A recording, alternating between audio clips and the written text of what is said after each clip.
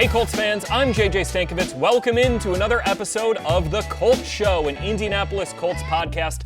Today we have Media Day Part 2. Coming up, I got interviews with Jaylon Jones, Segun Olubi, DeForest Buckner with a little cameo from Grover Stewart, Kwity Paye, and Ashton Dulin. Really fun stuff. You might want to turn the volume down a little bit for Buck's interview. Just you'll see when you get to that part. But really fun conversations with these guys. If you missed last week's episode, I talked to 8 guys on day 1 of our creative content shoot. Daniel Jones, Neville Gallimore, Kenny Moore II, Cam Bynum, Anthony Richardson, Alec Pierce, Justin Wally, JT Tuimoloau. All those guys I had a chance to sit down with them on last week's podcast. If you've missed a couple of our previous episodes, I had Josh Downs on. I had James Franklin on a couple of recent episodes. Those are all wherever you get your podcasts, Apple Podcasts, Spotify, YouTube, any major podcast platform, you can find those episodes on as well. Anyways, let's get right to it here. Just real quick housekeeping. There will not be an episode next week. We are off for the 4th of July. Then we will be back in early July with a couple new episodes before we get up to training camp, which is going to be here before you know it in less than a month. Anyways, here we go. Here's Media Day Part 2 on the Colts Show. All right, back here at Media Day with Colts cornerback Jaylon Jones, and I had a conversation with you last year in the locker room. We were just chatting about like your recruiting process, and you told me you were strongly considering Purdue. You were a 5-star recruit, right? And was it because other schools were offering you as how did that process go with considering Purdue as a kid from Texas who's a 5-star recruit who I'm sure had offers from all the big schools in Texas? You obviously wound up at A&M, but what was that initial connection to Purdue? Man, it was just intriguing, man. Knowing that Drew Brees went there, being a Texas guy. Basically just like the conversation with the coaching staff at the time. I think Coach Fromm was there. Or Brum, I think it's Brum. Brum, yeah. Coach Brum. And, yeah, man, the conversation was good. Had a good relationship with his son at the time. Me and him would talk about it and things like that. So it was real cool, interesting to see that, like everybody in the fam was, reaching out to me, and all the coaching staff was reaching out to me, man, and just showing like a real family feel, and that's why, Purdue was on my radar. That family feel, like the game that you told me you remember watching was that upset over Ohio State, which was that was the Tyler Trent game, if you remember that. Yeah. The student who had cancer. Yeah. And they won that game for him, yeah. And that was like the ultimate, like the Purdue family coming together, for this kid. But like, what did you know about West Lafayette? I didn't know nothing about. I didn't know really much about Indiana, and I didn't even know where Purdue was when they had offered me. I had to look it up. Cause I was like, Purdue, of course I seen like the logo and things like that, but I never knew where Purdue was. So I had to look it up, and I was like, okay, Indiana, that would be something new. You know what I'm saying? I already took a visit to Ohio State, so I was kind of familiar with the Midwest and things like that. So, it was just fun recruitment process, man. And yeah, man, Purdue is, honestly, in my top 6. Obviously, you wound up at Texas A&M, but now you're here in Indiana. Yeah. What have you learned about this state, maybe the city of Indianapolis, since you've been here? Man, sports around here is everything, man. You drive around, you see people's license plates, people, repping their schools, whether it's Butler, Purdue, IU, and I feel like it's a prideful state, which I love. Like being from Texas, they don't mess with Texas slogan, things like that. So coming to a state where they're also, prideful in their state was it was cool to see, and just learning all the culture, the history of Indianapolis and things like that. I've been loving my time here so far. So. Have you adopted the Pacers? Definitely. I'm a Spurs fan at heart. That's my number one. I was going to say, I thought you'd be a Spurs fan there. That's my number one, but definitely have adopted the Pacers. Just going to the games, being in that, crazy atmosphere, man. And just seeing a young squad, really get to it. It's motivational for us too. So I'm about to say it's cool to see. How do you go to a game as a fan? I know you've been to a couple of the playoff games. How do you as a professional athlete go to a game as a fan? I love watching basketball for one. Basketball is my thing. So just going out there, just being in tune with the game, being in tune with the fans, man. Just getting rowdy in the stands, just a fun atmosphere. I'm a sports guy. I go to baseball games and do the same exact thing. I'm yelling in the stands. I enjoy it. So just, like I said, going to the games, supporting those guys, us being professional athletes in the city, man, it's always good. What baseball games are you going to? So I'm an Astros fan, but this year I've been to the Rays game. They had played the Rockies, and then I went to the White Sox game about 2 weeks ago. They had played the Rangers, and I'm not too fond of the Rangers, so I was glad to see them lose. You went to a White Sox game and they won? I'm a White Sox fan. Yeah. They don't win like anything. We got to get you to more games. they was hitting. They was hitting that day. So it was fun to see. With this team, who gives off the most dad energy on the Indianapolis Colts? Man, it's coming out right after Father's Day, so yeah. I'm trying to think. I feel like probably Buck. Yeah, that's kind of who DeForest Buckner. Yeah, that's kind of who most people have said. I would say probably Buck for sure. Just his veteran presence. Yeah. In that room, even though he's on the D line, you're a defensive back. What does his presence do for that defensive unit? Just the way that he conducts himself and he goes about his business. Man, just being the definition of a professional, man, and comes in day day out, man. Puts everything into it. And, he helps out his guys, man. Anything you need, you can go to him. You can ask him questions. He just the guy to be around, man. He really helps this defense, whether it's on or off the field. So it's good to have a guy like that you trot onto the field with. All right, last one for you. Let's say the sport of football never existed. It was never invented. Yeah. What sport are you playing professionally right now? Man, honestly, like I said, I was a huge basketball kid growing up. I feel like if I would have kept developing my skills, I could have had a chance, definitely. But people don't know I was a pretty good 400 runner growing up. I stopped in high school.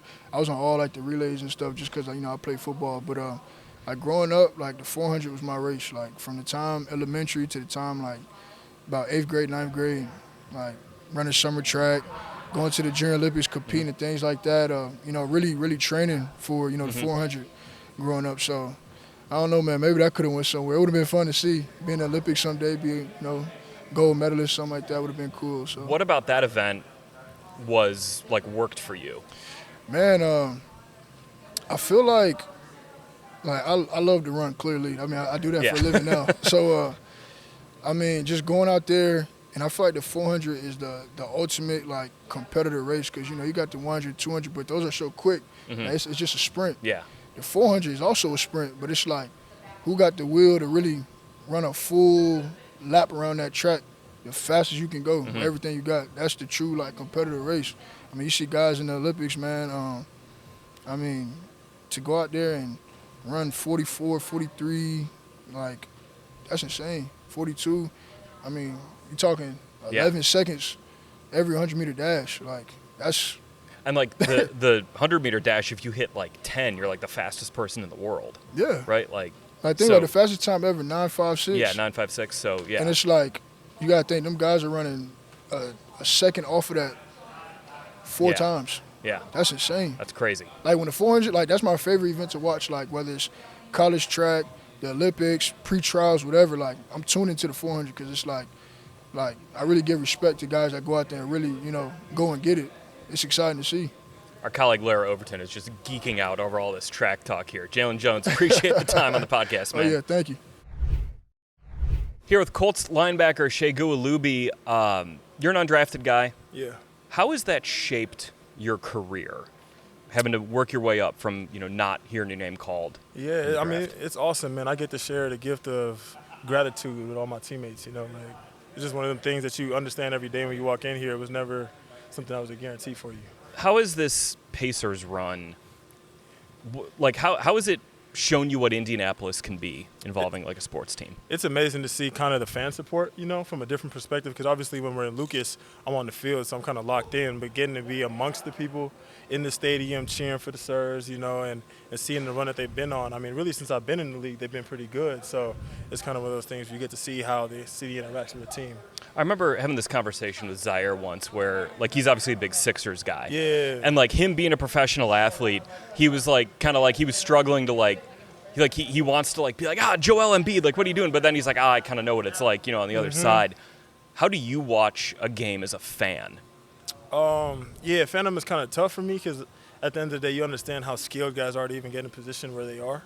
But I think you just kind of take it for what it is, you just measure their peers against each other. And you kind of just take it for that. So are you, when you go to a Pacers game in the playoffs, what is that experience like for you, cheering and, being a part of the crowd and everything, Yeah. do you get kind of like caught up in it sometimes? Sometimes, yeah, especially when the game gets good. I love a great game. I love that environment, whether I'm playing in the game or just amongst the people. Like being in a really tight game, that suspense, that energy. You can almost feel the electricity in the air. It's one of those things that you kind of live for in those ways. So it's a lot of fun. Same kind of question to you, but just about like watching football on TV. Like I had this really interesting conversation with Justin Wally yesterday where he was talking about how Kenny, like he studied Kenny in college. And I was like, I don't know if he had like all 22 access or not. It turns out he did, but I was like, that must be impossible to be like a cornerback and try to watch another cornerback on TV. Yeah. Because like the broadcast, they're not like showing everything. Yeah, TV copy, you can't see anything. So like do you even watch like football on TV, or do you just say like, I would rather see the all 22? I think I do both, right? Like, I mean, like I said, I love watching ball. You know? So I'll just watch a good game.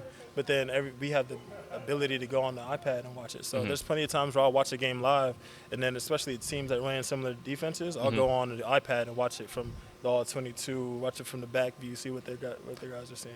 When you watch games with like friends or family members, do like you kind of drive them nuts sometimes about like how, because you obviously know more. Yeah. And like, you know, if they're like, why did this guy blow this coverage? And you're like, that was cover 2. He was, you know. I mean, I show a lot of grace in those moments, you know, because I get that I know I'm terrible a at lot it. more, you know, than other people do. So I kind of just explain what's going on. Oh, that actually wasn't him, you know what I mean? And I think because it's so much fun for me, I don't really get tired of explaining things. And I don't do it in a way that's kind of like, you know, kind of harsh, you know. So I don't think the people around me get too mad about it either. That's great. My wife hates watching football with me because, you know, why did this guy miss? Well, it probably wasn't his assignment there.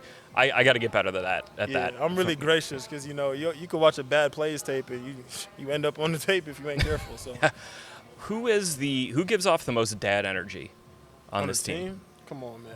You know who. It's DeForest Buckner. Yeah, of course. Yeah. My mom calls DeForest Buckner dad. Like, I'm telling you. Like, she say he just got, you know, dad energy. So it's just kind of funny to see that. Yeah. That's a How does that energy, though, you know, you can laugh and joke about it, but like how does that energy, what does that bring to the team? Like just that consummate professional guy who's been there, done that type of energy. Stability. You need guys like that are kind of like the pillars of your team, you know, for sure. A guy you can go to, a guy that kind of, when things are tough, you look to him and see how he's handling it, you know, and that inspires you to keep going. This last one for you, kind of off the wall, but let's say football never existed as a sport. What are you playing professionally? Soccer. Right. Okay. Yeah. Did you play soccer growing up? Like 1 year. Okay. Yeah, 1 year. And I was pretty decent. Like, I think just athletically I would have been all right. What position? Probably would have just been like an effort guy forward. You Okay. know what I mean? Like just effort guy. 'Cause I don't have great touch or anything. I don't think I'm sitting in the midfield, but I think like just running around people, just being aggressive up front would be probably Maybe like, you know, you're maybe like a false 9. You're kind of like backing guys down and a little bit. Yeah, okay, You know, yeah. I mean, I probably could have been a pretty decent defender too. You know. yeah, so that would make so, sense yeah. playing linebacker in the NFL. Exactly. Yeah, love it. Cool. Segun Olubi, appreciate your time, man. Yes, sir, man. Great talking to you. Here with Colts defensive tackle DeForest Buckner. So I've been asking a couple of your teammates who's the most dad person on the team, and they all have been saying you. Segun Olubi even said his mom calls you dad because, but like there's something to that, like that just steady professional energy that you have. Yeah. Over your 9 years in the NFL, how have you maybe learned the importance of that and bringing that energy to a team? Yeah, I would say I learned from one of the best, Joe Staley. You know, when I was with the Niners, he was actually one of the vets that even though we weren't in the same position group, I just, from afar, you know what I mean, really paid close attention to how he carried his business on and off the field. And, you know, I just saw him. He was a true professional, and he had a lot of respect around the building. And those were some of the things that I wanted to, you know, emulate a little bit and take what he did on and off the field, and I wanted to kind of, you know, do the same. When you watch football, let's say it's not a Colts game, but who do you maybe gravitate toward watching their game? And it doesn't have to be a defensive player, but just when you put on a highlight or you get served it on Instagram, like who do you kind of gravitate toward? Honestly, I gravitate towards D linemen. Like, you know, I'm a D lineman, and I love D line play. So, you know, anytime I'm watching the game or if it's a primetime game, I'm tuned into what the D line's doing. You know, just from, you know, obviously seeing how they, you know, some of the moves that work for them and little things like that, or or just in general, like I love seeing D-lines take over a game, you know what I'm saying? So I'm always staying tuned into that. When you watch football as a fan, or can you watch football as a fan even? Like when you watch it on TV, like how do you consume, I mean, it's like a TV broadcast, so you're not getting the all 22, but like how do you consume that as someone who plays the game? Yeah, honestly, it's hard to watch football as a fan because I just know it's, too much that's going on. Yeah. Certain situations, what they should be doing and things like that. And obviously, like, when I'm watching, I'm like, why would they do that? You know what I mean? Yeah. Like, little things like that, or, he's not supposed to do that in certain situations. Or it's like, that was a great play in that situation. So I'm always looking at it. I'm watching it like film. Right. How do you then when you watch another sport? Yeah. You're watching the Pacers, or you're watching, whatever. I'm a fan. When it's another sport, I mean, I feel like a fan watching it. You know what I mean? I mean, I can, like basketball, I can kind of see certain things where, because I played it growing up, and so I can see certain things that they do, and I'm like, why would he do that? You know what I mean? But majority of the time, I'm just tuned in and I'm cheering like a whole fan. See, like I like watching basketball because I can be like a dumb fan watching basketball. Like I watch football and like I don't know as much as you and the other and the players do, but like I know enough to know, like I can't watch it and like really get invested in it. Right. Basketball, I'm like dumb as a fan. Oh yeah. Why did he miss that shot? Like that. No, and that's kind of nice to have that outlet. But I remember I was talking about this with Segun, but I had this conversation with Zaire. He's a big Sixers guy. And he's like, I can't get mad at the players because I know what it takes to be a professional 100%, athlete. yeah. Like when even if it's a sport that you don't know anything about, you're watching baseball or whatever, do you still have to like catch yourself sometimes knowing that, hey, these are the elite of the elite? Yeah, definitely. You know what I mean? Like I said, I get caught up sometimes like as a fan, but you put yourself in their shoes and you're like, man, everybody has a bad game. You know what I mean? I've had bad games, you know what I'm saying? It's not that I'm a bad player. It's just it's one of those days for that player, you know what I'm saying? He had an off day, and now I want to see the next game how he responds, you know what I'm saying? And that's what it's all about. It's a marathon. What is something about playing in the NFL that someone who doesn't play in the NFL could never understand?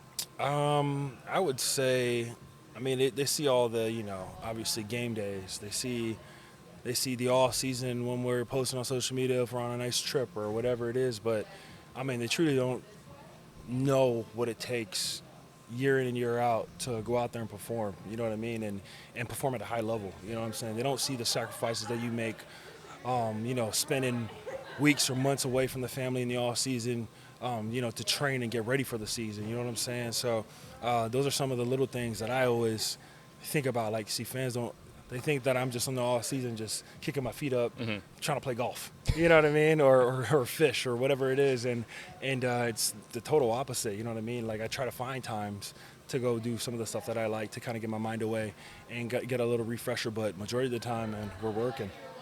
I can confirm that, by the way, because I saw you at the gym Yeah. one day. We were at Oswell, and I saw Oswell you working Fitness. out with these like bands and these weights. Yeah. And you introduced me to your trainer. Yeah. And I was like, yeah, man, I see you working out here with the same equipment, but like just different weights. Yeah.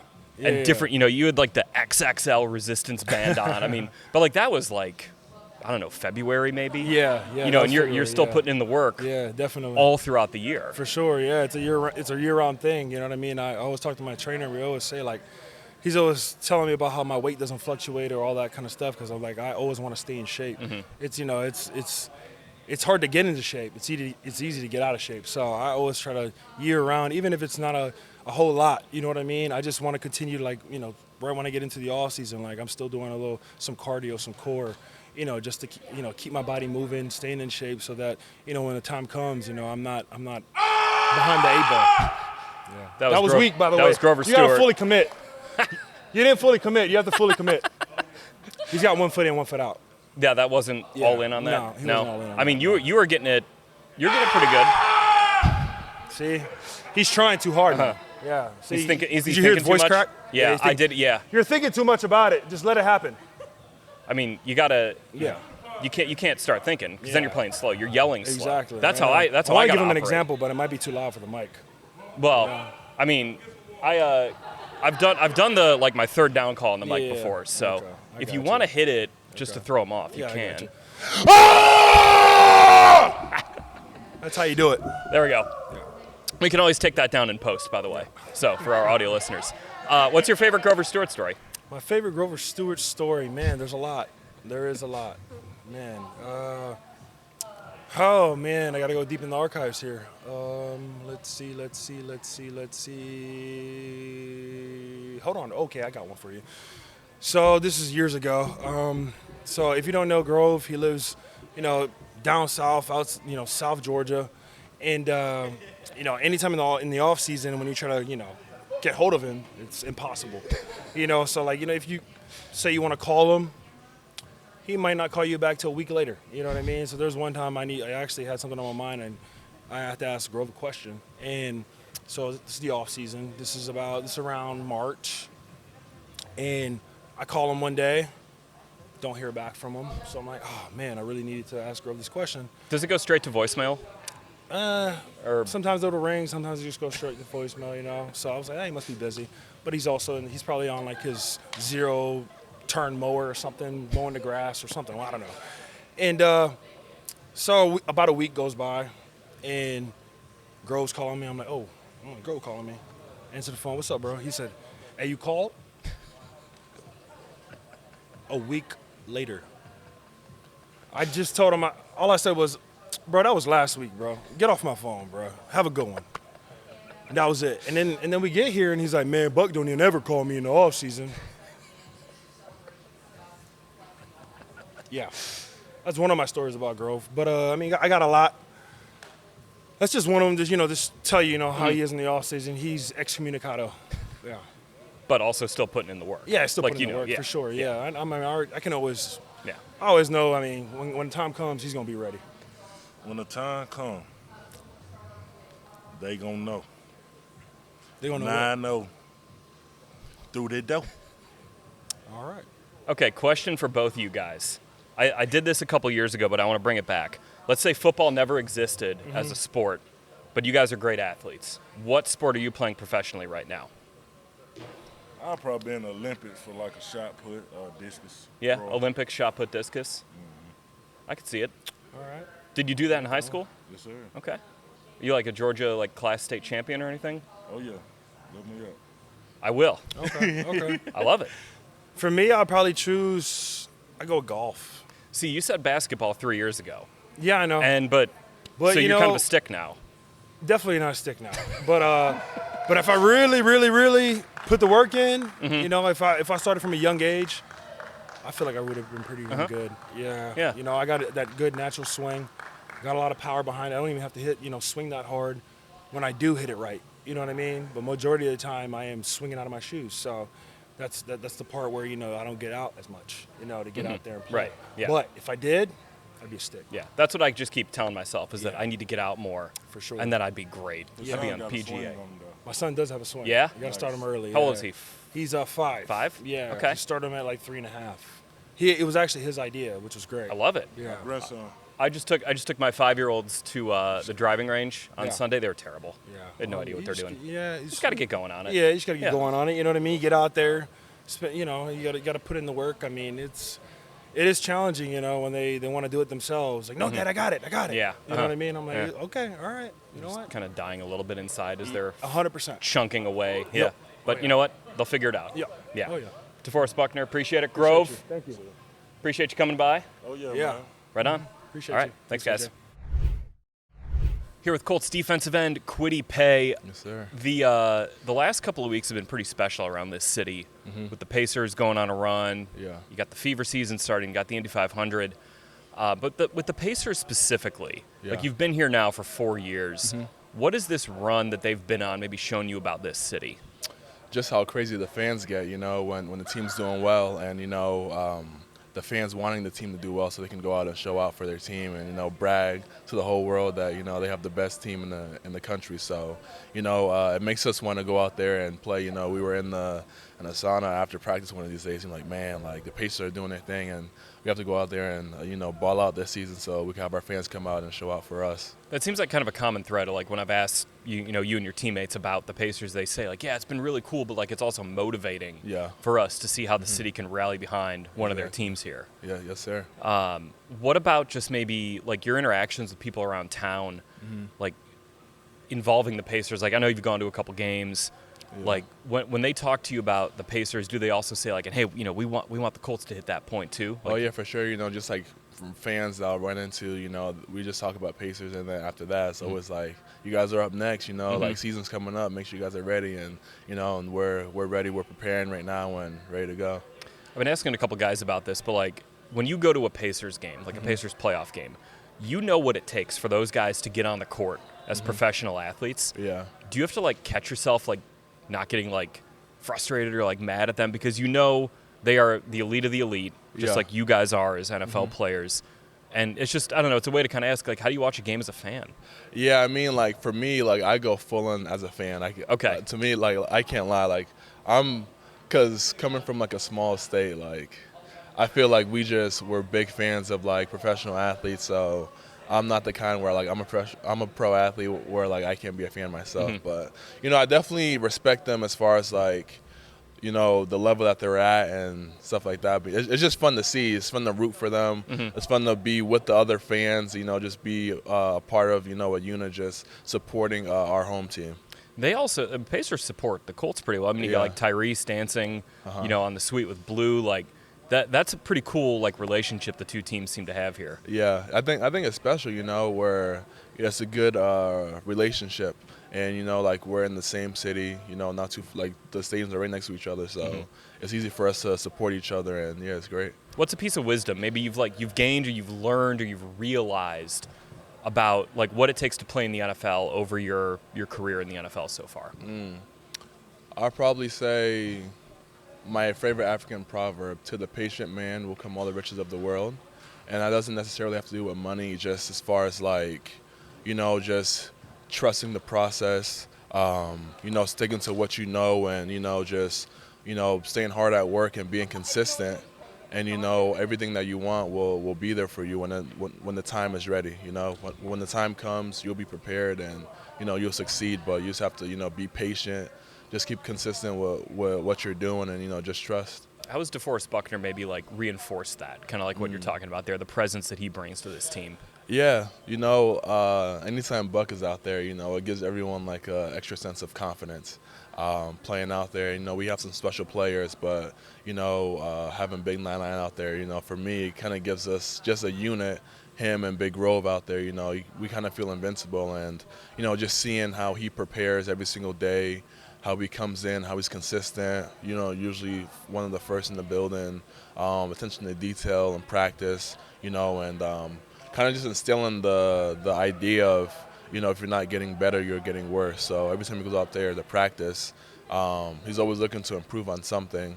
And, he's going to year 10 and just seeing that, because I think it's special. Most vets, not most vets, but a lot of vets, they kind of, chill a little bit when it comes to practice and stuff like that, taking care of the bodies. But when he goes out there, he's going and, he wants to improve. So just seeing that from a 10-year vet, gonna be to me a first ballot Hall of Famer, speaking into existence. But just seeing that from him, it inspires the rest of us young guys, and it inspires the whole team in general. Even like, I'm guessing probably too with just something as simple as like a basic install on like day one of OTAs. I know like with Lou coming in, it's probably different than you've had over the last couple of years, but he strikes me as the kind of guy who, like, even if he's installed this play for 10 straight years, he's still going to take notes, he's going to write them down, and he's going to think, hey, there might be something new I can learn from hearing this. Yeah, definitely. I would say too, like, one thing I kind of peeped as we were in like the big unit meetings is even when he's talking about coverages, Buck's writing down, because he'll know, like, all right, like, if we're in this coverage, I'll have this amount of time to, get to the quarterback, or I could pull out my best pass rush move because I know I'm going to have a little more, because we have sticky coverage in the back end. So just seeing him having attention to detail as far as, like, the whole scheme and knowing what everyone's doing, it kind of, like, inspires the rest of us to, kind of follow suit and do the same as well, just being smarter on the field. And, he's just a smart dude. Like, he'll just see stuff and he'll help the rest of us. And, like a real key factor in our defense. So I've asked a couple of your teammates, like, who gives off the most dad energy on the team, and they've all said it's Buck. Yeah. I'd probably say Buck, and then right after that, I'd probably say Grove. Yeah. Yeah. I mean, they're the two experienced guys in the middle who just kind of bring that steadiness. I could see Buck as Grove as like kind of the goofy dad. Oh, yeah, for sure. Yeah, come in, bust jokes, make fun of you, but at the same time, like, he'll show you love. Yeah, and, yeah. You know, yeah.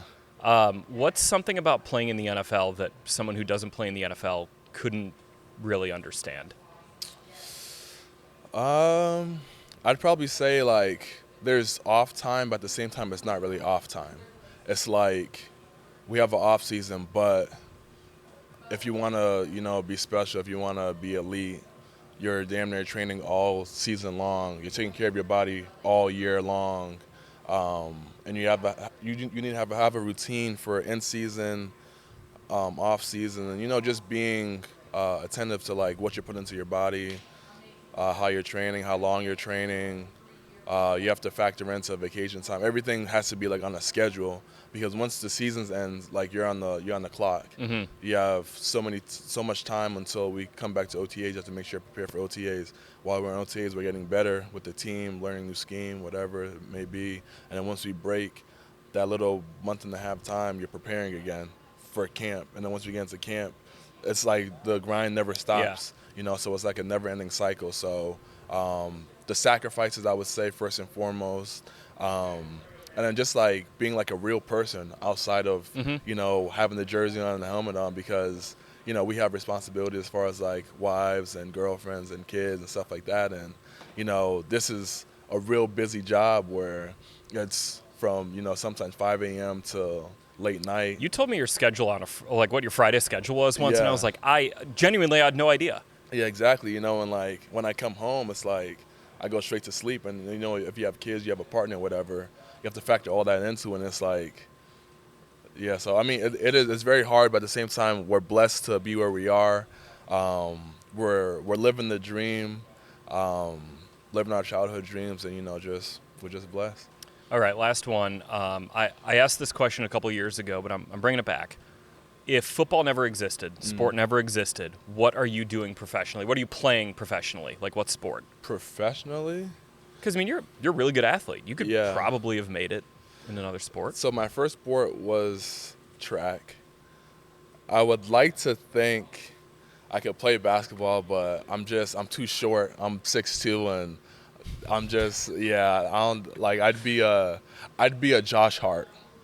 I'd be a guard, but Crashing just the glass. rebounding, passing the ball out. I'll give you about 10 points, but I'm a second effort guy, you know. Okay. I think that'll be my role if I were to You go get to the NBA. 10-10-10 triple-double. Yeah.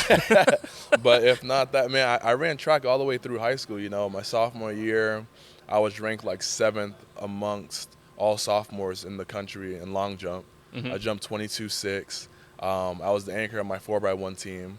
You're the anchor on a 4x1 team. Yeah. Yes, sir. And then we went to nationals every year, anchored there. And then, we won state every year. I had points in shot put, long jump, 100-meter dash, 200-meter. Like, I was that guy. What do you think you would have ran at the combine? Because there was no combine the year you came out. Yeah. Combine for 40-yard dash. Yeah. So my pro day, I did a 4.52. At 260 something? I was like 265. Just so our listeners and viewers know, that's insane. Yeah. And then I surprised myself with the bench, honestly. Like, going through combine prep, I was only able to hit like 30 on the bench. But then, like, pro day, like, I just got like a shoot of like adrenaline, and I hit 36 on the bench. Okay. And that was my PR. I PR'd that day. Didn't you have some legendary, like, 3-cone? My 3-cone was 6.37, and that's better than most DBs. Yeah. So, if only. Yes, we could have a chance to pull those out. Kwity Paye, appreciate your time, man. Yes, Thanks sir, for coming on. Appreciate you.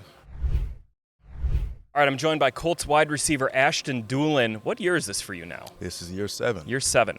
When you came out of Malone University, which no longer is a football program, and if someone would have told you you're going to be 7 years into the NFL with a very stable career, what would you have thought in that moment? I would have said I appreciate the compliment and the high thought of me. Been crazy to think about as a kid. As a kid, you dream of stuff like this. And to be doing it right now, I know I just make my family proud and everybody around me. So that's one thing I do it for is for them. So I couldn't be more proud of myself and my family. The odds are stacked against an undrafted free agent because the team, they didn't commit a draft pick to you. You've got to consistently prove yourself. You've done that, and you've earned 2 contract extensions from the Colts. How do you kind of continue and keep that mindset, that like undrafted mindset, even in year 7, to kind of fuel your role and your position on this team? I think it just makes me feel good, the fact that this organization believes in me, but just believe in myself as well. Like you said, undrafted guys, they kind of, not to say they're behind already, but they have a little bit more work to put in as far as earning their reputation, earning their role in the team. And I think for me, that was a mindset I kind of had, was knowing that I got to come in and work every day, regardless of, where you come from or what you do and who's ahead of you. You just got to put your head down and work. Do you look back on it and realize I could not have screwed up early on in my career? Because, one mistake for an undrafted free agent and you're out the door sometimes. Yeah, that's kind of how it feels. To say I was perfect is not what the case was. Mm-hmm. I definitely made my share of mistakes. But to learn from that is probably the biggest thing, and not make that same mistake twice. Grow from the mistakes you made. The failures are nothing but successes. So turn those failures into success, and then you'll see yourself grow. How have you viewed yourself as a veteran and the experienced guy, whether it's in the wide receiver room, the special teams room, guy who has had a lot of experiences in the NFL? For me, I just try to come in and do my job every day, knowing that I'm more of a lead by example type of guy. Just going on the field and working, on and off the field, doing what's need to be done, in the treatment room, in the weight room, film, because this game is more than just on the field. It takes a lot of stuff to do outside the facility, and then taking care of your body and stuff like that. So for me, it was just being a pro the right way. That's something that, the other stuff that you have to do. I think it's hard to understand that if you aren't a player in the NFL. Mm-hmm. Do you think people get the full scope of all the work you have to put in, the hours of treatment, the sacrifices you have to make to even just get on the field for a practice, let alone a game? I don't think, sometimes people don't understand that it's the full-time job. When I explain to people I'm in the building from some days from 7 in the morning to 6 o'clock at night, they're like, really? I thought you just go to practice for a couple hours. No, it's a job. You're there from sun up to sundown, and even after that, when you're out the building, you're still working because you still got to make sure you're eating right, watching film, getting the proper rest, and then getting up and doing it all over again. The eating right part, do you have a week in the off season where you can have a pizza or something, or are you just does it have to constantly be a thought of yours? The off season is definitely a time where I can kind of sit back and unbuckle the belt buckle, to say the least, and just kind of pig out for a little bit. But not too crazy, though, because, because you got to get back to working out and getting back to that routine. But there's definitely a period of time where I'm not worrying about what I'm eating. Does your body almost reject it, though? I mean, 7 years in, because I think if I had to guess, if your body's used to eating, lean proteins and veggies and, complex carbs and all these things, that once you get away from that for a little bit, your body's what are you doing here? Oh, 100%. It's your body you wake up the next morning, you're like, oh, I definitely ate, a cheeseburger and had some French fries with bacon and cheese on it, but you enjoy it at the same time. Your mental's I kind of needed that, just kind of sit back and relax and kind of just enjoy the food. What do you have to do to take care of your mental in the off season? Outside of maybe just saying, hey, I can go have that cheeseburger. I think for me it's just being around my family. That's probably the biggest thing for me, is I'm a big family guy. So having that time just to sit back and kind of not worry about football and just take vacations, go out, whatever it is, just have a good time and kind of just sit back in the backyard and relax and then just enjoy the weather, whatever it may be, wherever we're at. It's kind of my sit back and relax and just enjoy it. What's your aspirational vacation spot? Where do you want to go? I'm a big Arizona guy. Okay. I go out to Arizona probably every off season, whether it's to train or just to go out for vacation. This past off season, took some of my friends. I took a little vacation out to Arizona, and just good to just kind of sit back, and there's no beach involved, but it's always hot, but the weather's not too crazy. It's kind of 85, nice little breeze. But in the summertime, it gets to like 110. But I still love it, even though it's still 110 degrees. I'm like, give it to me. I don't care. It's whatever. It's the perfect vacation spot for me. So you're more of a mountains guy than a beach guy? I would say so. I mean, I enjoy the water, but I'm not going to get into the beach all the time just because, there's a lot of, what they say, sharks. Sharks. A lot of stuff you don't know. A lot of unknowns out there, So, You can't see, Yeah, I can't see I feel you. I feel you. So, my kids take like 2 steps into the beach. Yeah. And, it's like at the lake. And I'm like, I don't know. Might be something down there. There's something that I don't know. You know what I'm saying? Like, the ocean is too vast of a place. We haven't explored everything, so we don't know what's down there ourselves. So for me, it's just give me a nice little view, an ATV ride a little bit, and just enjoy it. All right, so I asked you this question a couple years ago, and I've brought it back just for this podcast. If football never existed, what sport would you be doing professionally right now? I think I have probably the same answer. Definitely running track. Yeah, I'd be a hurdler for sure. That was my sport all growing up. Did it in college as well, so I'd definitely be on the track. So the hurdles, what distance are you hurdling at? 400. So I was just talking to Jaylon Jones about the 400 was his event. And he's like, you got the 100, 200, those are sprints. But he's like, the 400, you gotta have like the mental fortitude to push through those last 100 meters. Absolutely. But we were talking about Sydney McLaughlin, like in the 400. Now Beast. she's running the hurdles faster than people are running the 400 She's a beast, flat. yes. How do you have to, what is your mentality have to be to run the 400 hurdles? I mean, it's pretty much like a 400. You got to attack it like you got to have the endurance of a distance runner, but the sprints of a sprinter. It's really once you get to that last 100 is whatever you got left. You kind of treat that first 300 like it's an all-out sprint, and then they always say like the analogy is you get the monkey on your back for the last 100 meters, and then just kind of whatever heart you got, finish it off. But it's not for the weak. I tell you that. But the hurdle aspect of it, I can't even fathom running that far, and then also you got to jump over these things. Yep. What technique do you need to do that? For me, it was just whatever leg comes up that has to lead, that's the leg that leads. Some guys like to try to count up their steps. For me, it was just I just go, just run. Whatever leg comes up, that's the leg I go over with, and then I think about it after the fact. I failed probably one time in my whole career in the 400 hurdles. Wasn't happy about it. Got up, finished, whatever, but some people got technique. I just go out and run. All right, so if you're building a team of 400 hurdles on the Colts, your teammates, who are you taking with? If you're the anchor, who are you taking with? Let's see. That's a great question. I think I'll go. I don't know. I feel like Kenny be good, kind of good. I feel like Kenny has some good endurance. I'll probably take Kenny my first leg. I go Alec Pierce. I know Alec can run because Alec has pretty good speed. I go Alec Pierce, and I go Adnan. Okay. I think that'd be my 3 right there. I like it. The 3. I mean, you gave the DBs a shout there. I did. 3 other wide receivers. I did. Yeah. I think Kenny will hold up pretty well. I think he has the endurance for it. I could see that. Yeah. He's got the mental fortitude to keep sure. going. 100%. Absolutely. Cool. Ashton Dulin, appreciate your time here on the podcast. Thanks, man. Appreciate you, yo.